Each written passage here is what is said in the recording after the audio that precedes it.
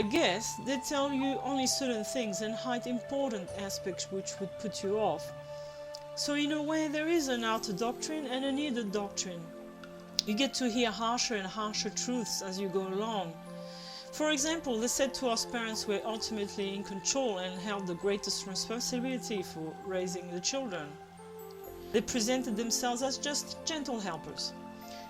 If we had known the reality of what it is to be a parent, we would have not joined. In fact, my husband's main reason for leaving was to having been stripped of any parental authority. We were merely the puppets of the leaders, doing everything as they say, and having them dominating every aspect of our life.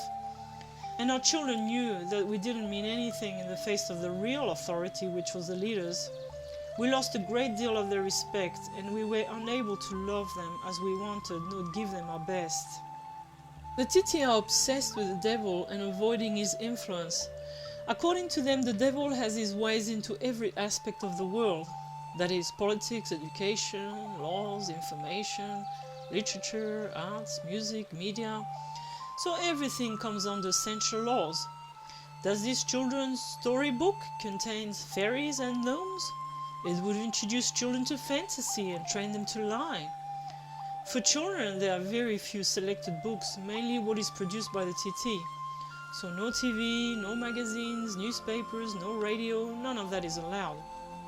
You are not allowed to play other people's music, not allowed to even listen to TT-produced music, unless you have been given permission as a music teacher, preparing a lesson for the students, for example.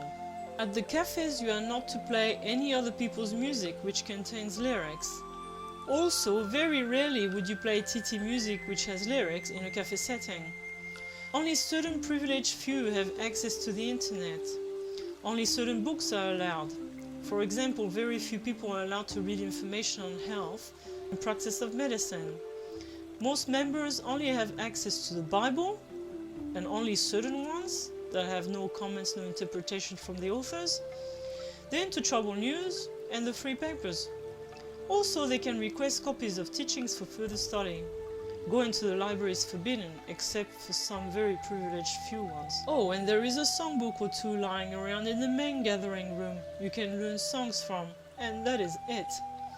The leaders control what information is told to who and keep the members in the dark or even lie to them. For example, we were told that a certain top leader had left because of the lure of the material gain in the world, when that wasn't the issue at all. He left because he lost faith and realized the top leadership was corrupt. People tend to think that mind control would entail the control of someone's mind, and from there the actions would be controlled. It can be so, for example, with subjects under hypnosis or when you practice positive affirmation techniques on yourself. But if you can manipulate someone's behavior through group pressure and through imposing rules of conduct, something very predictable happens. Most people will not only conform and behave as desired, but their thoughts, perceptions, and even values will change to fit the behavior. How does this happen? Cognitive dissonance theory and the evolution of the bite model. In 1950, psychologist Leon Festinger summarized the basic principle of his cognitive dissonance theory. If you change a person's behavior, his thoughts and feelings will change to minimize the dissonance. As Festinger described, dissonance is the psychological tension that arises when a person's behavior conflicts with his beliefs. Like hunger, this tension is an uncomfortable state that drives people to take measures to reduce it. People prefer that their behavior, thoughts and emotions be mutually consistent and can tolerate only a certain amount of discrepancy between these three components of their identities. Psychological research has shown that if any of the three components changes, the other two will shift to reduce the cognitive dissonance. This tendency can manifest itself in several different ways. For example, when people behave in ways they see as either stupid or immoral, they change their attitudes in order to believe that their behavior is sensible and justified. People who hold opposing views are apt to interpret the same news report or factual material about the disputed subject quite differently. Each sees and remembers what supports his views, but glosses over and forgets what would create dissonance. When people who think of themselves as reasonably humane are in a situation where they hurt innocent people, they reduce the resulting dissonance by marginalizing or putting down the victims. There is a human inclination to reduce cognitive dissonance by rationalization. I'm sure you would have experienced having conversations that connected your own thoughts together with more clarity, or that presented an open door to something new. Well, what I'm about to show you happens in the TT is the exact opposite. Instead of opening doors, these tools and techniques effectively hinder your imagination and critical thinking and can stop them altogether. Those techniques and tools cripple your critical mind to the point it can be paralyzed. It's like pirates. What is the first thing pirates and hijackers do once on board ship? Take the captain and crew hostage, grab the controls and the microphone. So how do I know my critical mind was paralyzed? Well, I know my critical thinking had been effectively disengaged right from the beginning by the fact that I don't remember having any thoughts against the leaders, nor the doctrine, nor the methods. I did have some complaints, but there were some situational and often very scale significance, and even those would get quickly put aside with great compliance from me. For a start, I will attempt to describe something very relevant I experienced once out, and continue to this day. I have memories of thoughts I had or feelings I had within certain situations that keep coming back to me now, which I didn't have back then. I remember the situation, but what I was thinking at that time was totally different and was according to my indoctrinated mind. What is coming back to me was conflicted and the expression of my critical mind and my gut feeling. So there were two things going on at the same time.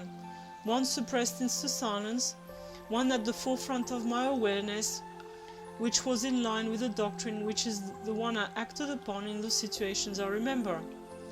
Some memories are of thinking a certain person was being very hypocritical, or what they were saying to me was stupid advice to follow. But at those times I wasn't aware thinking that at all, but quite the opposite. I saw that person as genuinely concerned and the advice the best I could get. Innumerable times I thought the spanking wasn't fair and that my child didn't deserve it. But other thoughts were going in my mind, speaking much louder and taking precedence. And I would spank them anyway, being convinced it was in their best interest. I found it emotionally very hard sometimes and cried often about all the spanking I had to inflict on my poor kids. But the suffering didn't take me to the place it should have taken me to, which is, this is crazy, I'm hurting my kids. These methods are crazy, I need to get out of here. It's like my real self and its critical faculties were reduced to the passive role of a silenced witness. But I wasn't dead, the captain wasn't dead. I was there the whole time, stuck in a catatonic state of being. A victim myself, but in this case, a perpetrator as well. And then I also have memories of conflicting thoughts and disagreements I was aware of in my conscious mind, which were very quickly suppressed either internally or by the leaders. Imagine you start suffering certain physical problems and it starts affecting you.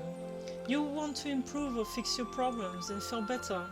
You would stop and think, seek some information, evaluate your situation and maybe get some help, all with the goal to bring a remedy.